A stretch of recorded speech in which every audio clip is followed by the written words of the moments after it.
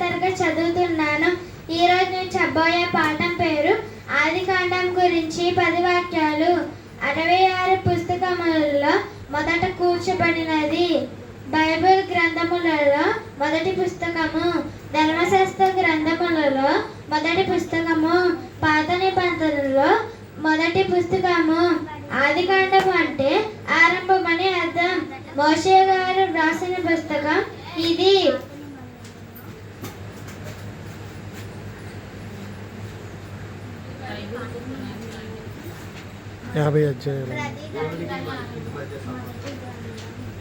ఇది బైబిల్. ఇది ఆదికాండములో పునాది లాంటి పుస్తకము. ప్రతిదాని ఆరంభం ఆదికాండంలో ఉంది.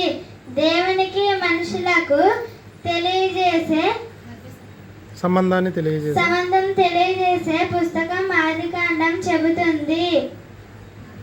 ఆదికాండంలో 50 అధ్యాయాలు ఉన్నాయి.